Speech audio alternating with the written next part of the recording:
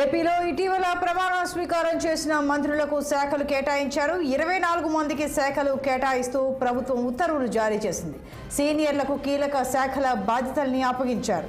మంత్రులకు కేటాయించిన శాఖలను పరిశీలిస్తే ముఖ్యమంత్రి చంద్రబాబు సాధారణ పరిపాలనా శాఖ, శాంతి భద్రతలు చూస్తున్నారు. కొన్నిదెల పవన్ కళ్యాణ్కు ఉప ముఖ్యమంత్రి పదవితో పాటు పంచాయతీరాజ్, గ్రామీణాభివృద్ధి శాఖ, రూరల్ వాటర్ సప్లై, పర్యావరణం, అటవీ, సైన్స్ అండ్ టెక్నాలజీ శాఖలు కేటాయించారు. అలాగే నారా లోకేష్ కు మానవ వనరులు, IT, electronics and communications, RTG, Kinjarapu అచ్చెన్నాయుడుకు సహకార, మార్కెటింగ్, పశు సంవర్ధక శాఖ, కొల్లు రవీంద్రకు గనులు అండ్ జియాలజీ, ఎక్సైజ్, నాదెండ్ల మనోహర్కు పౌర సరఫరాల శాఖ, పి నారాయణకు పట్టణాభివృద్ధి శాఖ, వంగలపూడి అనితకు హోంశాఖ, విపత్తు నిర్వహణ శాఖ కేటాయించారు.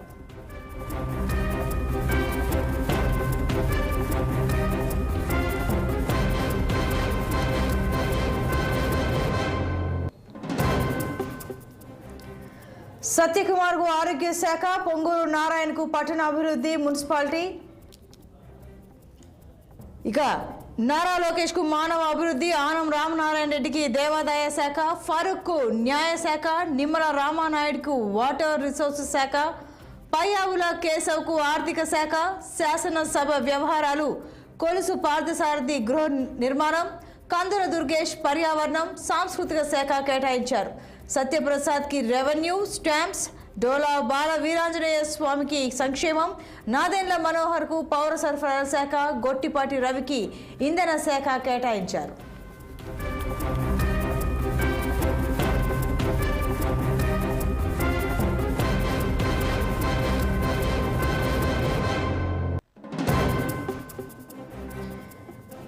ఇక మంత్రులకు కేటాయించిన శాఖలపై మరింత సమాచారం మా గుంటూరు ప్రతినిధి పవన్ అందిస్తారు. పవన్, చెప్పండి, ప్రమాణ స్వీకారం చేసిన మంత్రులకు కొన్ని శాఖలు కేటాయించారు, వివరాలేంటి?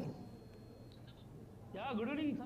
ఏదైతే చూడొచ్చు, రాష్ట్రంలో ఇక ప్రజా సంక్షేమే ధ్యేయంగా టీడీపీ అధినేత చంద్రబాబు అయితే మాత్రం అడుగులు ముందుకు వేస్తా ఉన్నారు. మరి ఈ నేపథ్యంలోనే ఏదైతే ప్రమాణ స్వీకారం రోజున మంత్రులకు సంబంధించినటువంటి ప్రమాణ స్వీకారం ముగిసినటువంటి అనంతరం కూడా ఇక పరిపాలన కేంద్రంగా కూడా అసలు ఎలాంటివి ఎవరికి కేటాయించాలనే దానిపై కూడా గత 2 రోజులుగా పూర్తి స్థాయి కసరత్తు అయితే మాత్రం చంద్రబాబు నిర్వహించినటువంటి పరిస్థితి కనిపించింది. సో ఈ నేపథ్యంలోనే ఈ రోజు శాఖలకు సంబంధించినటువంటి కేటాయింపు కూడా పూర్తి స్థాయిలో ముగిసింది. ఏదైతే డిప్యూటీ సీఎం గా పవన్ కళ్యాణ్ కి కేటాయించారు, కానీ డిప్యూటీ సీఎం పదవితో పాటు ఏదైతే పంచాయతీ గ్రామీణ అభివృద్ధి సంస్థతో పాటు తాగునీటి సరఫరా, అదేవిధంగా పర్యావరణానికి సంబంధించినటువంటి శాఖ, అడవులు, సైన్స్ అండ్ టెక్నాలజీ సంబంధించినటువంటి శాఖపై కూడా పవన్ కళ్యాణ్ కు ఆ శాఖను అప్పచెప్పినటువంటి పరిస్థితి అయితే మాత్రం కనిపించింది. మరోవైపు ఏదైతే మంగళగిరి గుంటూరు జిల్లాలో ఉన్నటువంటి మంగళగిరి ఎమ్మెల్యే గెలిచిన టీడీపీ జాతీయ ప్రధాన కార్యదర్శి నారా లోకేష్ కు సంబంధించి కూడా మొదటి నుంచి మనం అనుకున్నట్టుగా ఐటీ కమ్యూనికేషన్స్ శాఖతో పాటు అదేవిధంగా మానవ వనరుల శాఖ, అదేవిధంగా రియల్ టైమ్ గవర్నెన్స్ అనేటువంటి శాఖను కూడా పూర్తి స్థాయిలో కూడా నారా లోకేష్ కి అయితే మాత్రం కేటాయించినటువంటి పరిస్థితి కనిపించింది. మరోవైపు చూడొచ్చు, రాష్ట్ర హోంశాఖ సంబంధించి కూడా మొదటి నుంచి పవన్ కళ్యాణ్ కు కేటాయిస్తారని చెప్పి కూడా మనం భావించాం. కానీ వంగలపూడి అనిత ఏదైతే టీడీపీ సీనియర్ టీడీపీలో క్రియాశీలకంగా ఇప్పటి వరకు ఉన్నటువంటి వంగలపూడి అనితకు అయితే మాత్రం హోంశాఖ మంత్రిగా కూడా కేటాయించడం అయితే మాత్రం జరిగింది. మరి అదేవిధంగా టీడీపీ రాష్ట్ర అధ్యక్షుడిగా ఉన్నటువంటి అచ్చెన్నాయుడుకి అయితే మాత్రం వ్యవసాయ శాఖ, సహకార, మార్కెటింగ్, సమర్థవంతంగా సాగుతున్నటువంటి శాఖల బాధ్యతలను కూడా అప్పచెప్పినటువంటి పరిస్థితి కనిపించింది. మరోవైపు గుంటూరు జిల్లా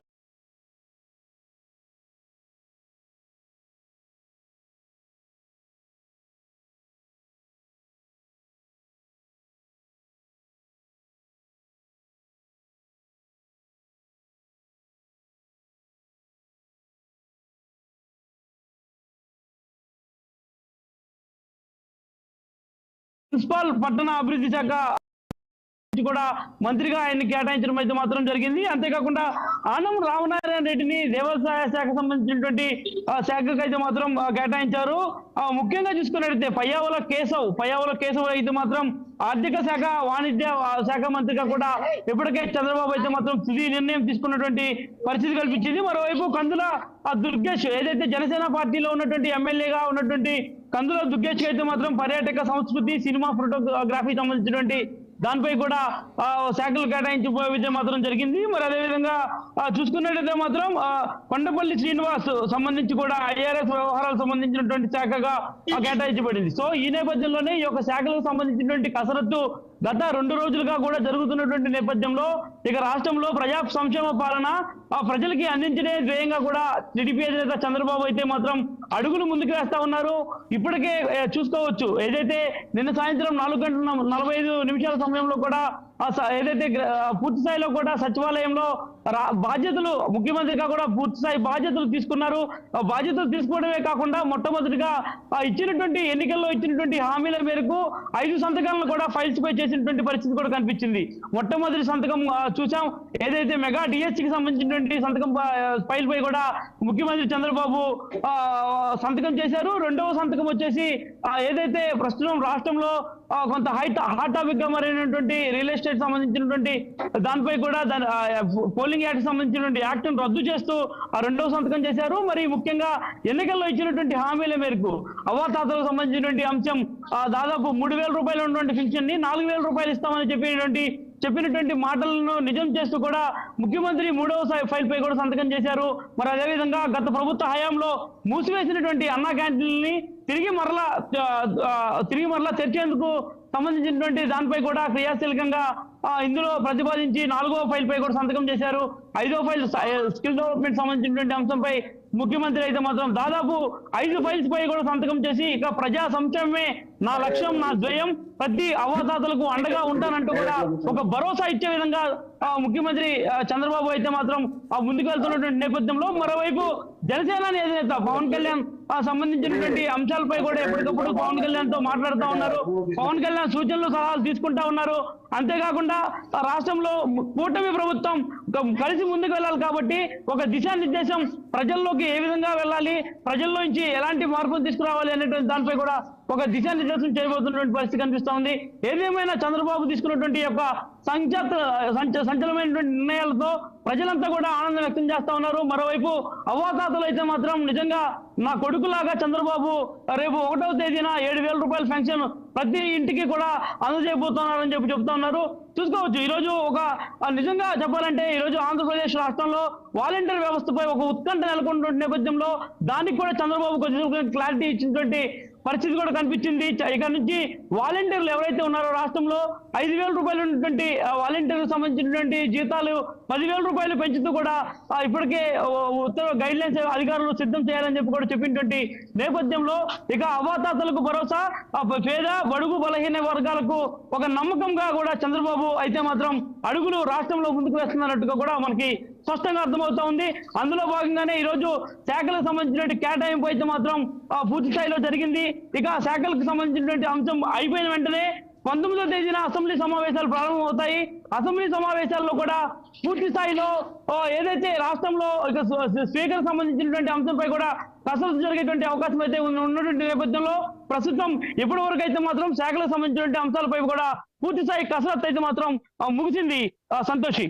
right Pavan, thank you.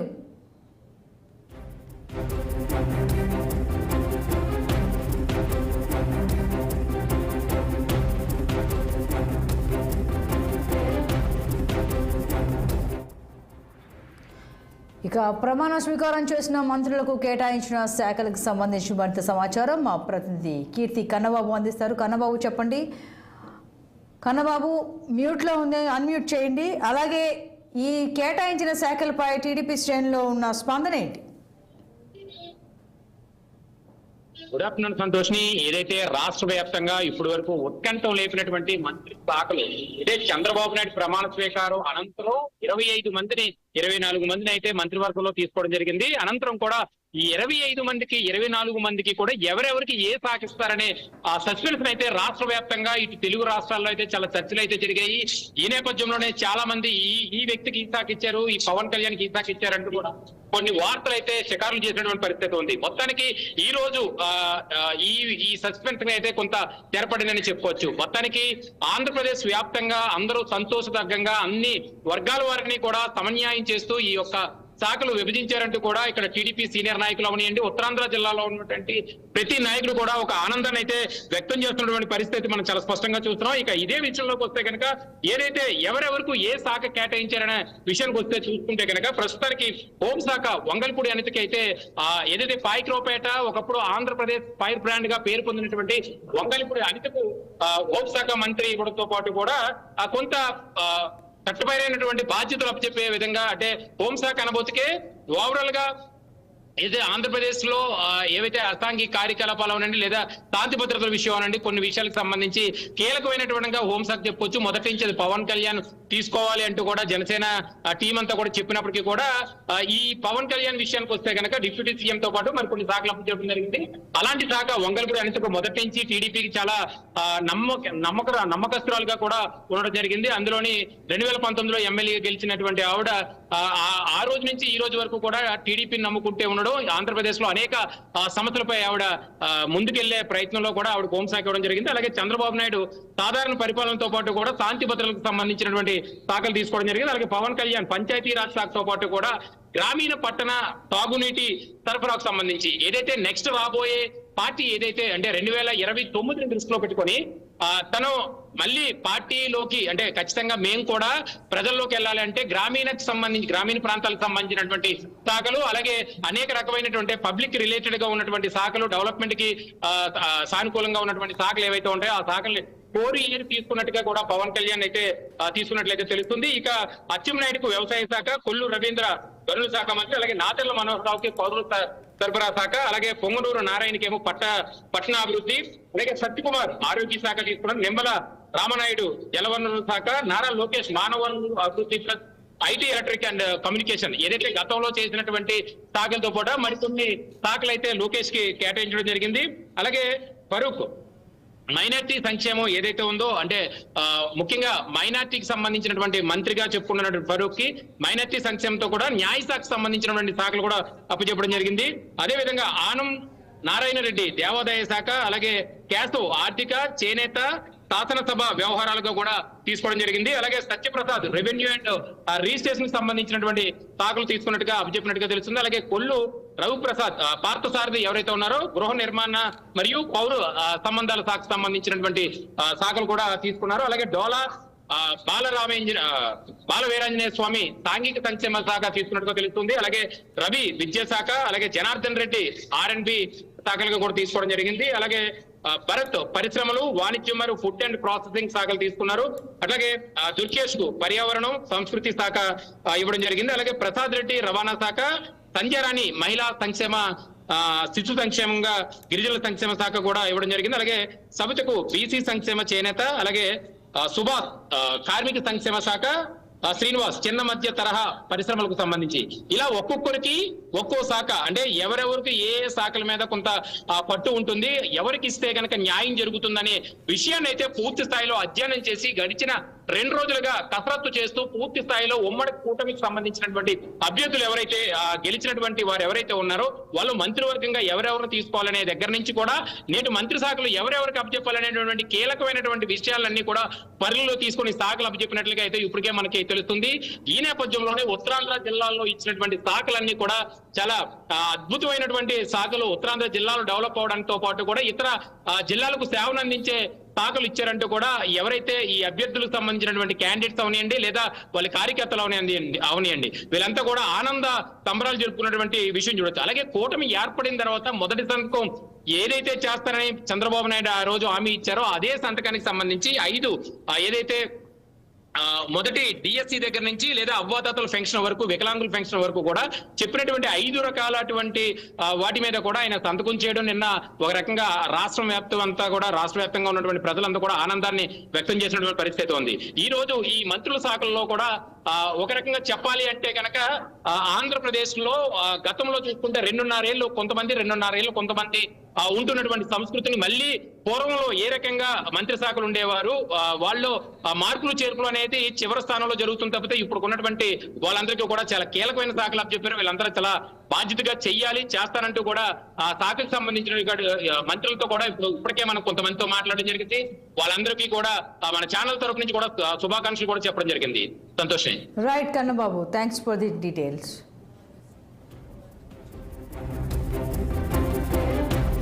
Thank you Kannababu.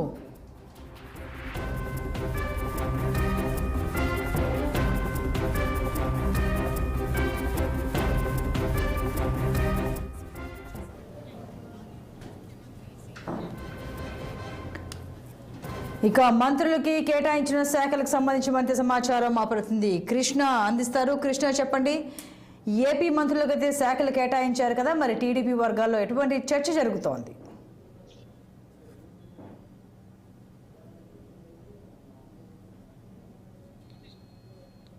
Krishna మ్యూట్లో ఉంది, అన్మ్యూట్ చేయండి.